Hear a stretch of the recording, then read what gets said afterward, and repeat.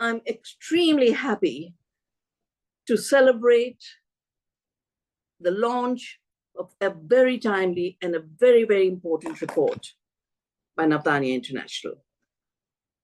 A report that reminds us that biodiversity is life. It is not an asset class like the billionaires would like to reduce it to.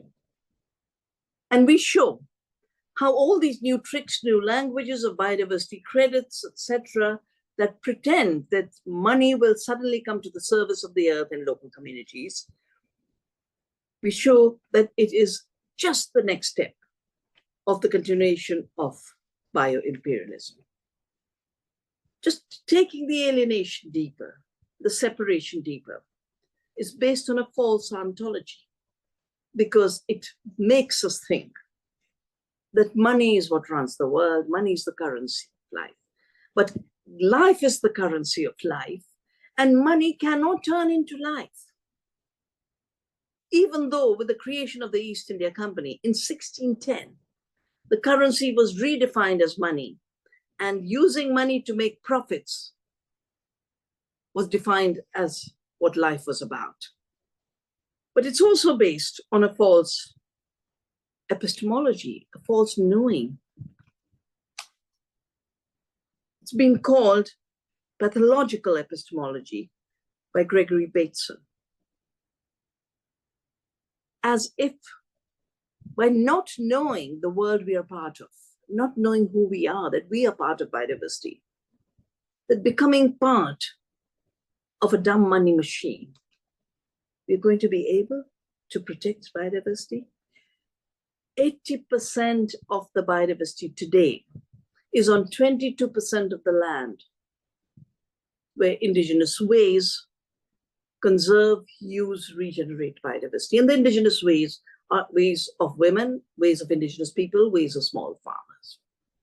No one is not a conserver in traditional societies. And also an economic confusion, because as Aristotle pointed out so clearly, economy is derived from oikonomia, the art of living.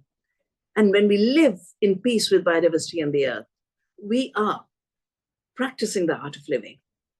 And what the financialization is trying to do is take us further down the road of what Aristotle called money machine, art of making money, chromatistics.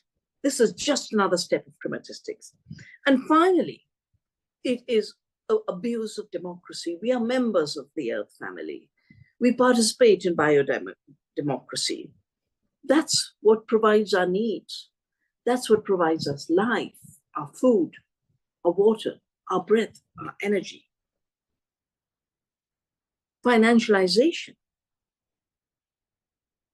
is not only robbing all of nature of her rights, all of the sentient beings of their sovereignty. It is redefining sovereignty, which in the Convention on Biological Diversity, in Article 3, is quite clearly sovereignty of the places where biodiversity is and people where biodiversity is. The destroyers now become sovereign. They're instruments of destruction and appropriation, and redefining of rights becomes sovereign. They're rushing so fast down this lane that there was a whole new attempt to create natural asset companies. And by trading on disappearing rivers, disappearing forests, the ecological functions, they are hoping to make $4,000 trillion in speculation. The biodiversity credits will give them 50 billion if they're allowed for life on Earth, for our membership in the Earth family, for being members of the biodiversity community. We have an obligation to say no to this bio-imperialism. We have an obligation to protect with love, with care, every aspect of life. Extinction is not protection. An instrument of speeding up extinction, which is exactly what the Dasgupta report talks about, that anything slow, anything that doesn't bring us a return on investment, let it go. Every being has a place in this biodiverse universe. And as I've said, in Earth's democracy, there are no hierarchies. There are no exclusions. Everyone belongs and everyone is related. We have to reaffirm our participation in life's democracy, our living democracies.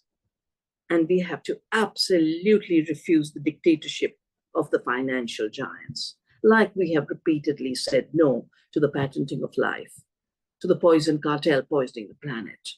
Our commitments with love to defend the purity and diversity of life on Earth has to be renewed. And we have the power because our power is the power of biodiversity. There are millions and trillions of species. There's 7 billion humans. We are not part of that 1%. This last game of the 1% has to be stopped by us refusing to participate in it, by refusing to reduce ourselves to money addiction and the money machine, participating in the flourishing, regeneration, and growing of life on Earth. I wish you the best, I wish you strength.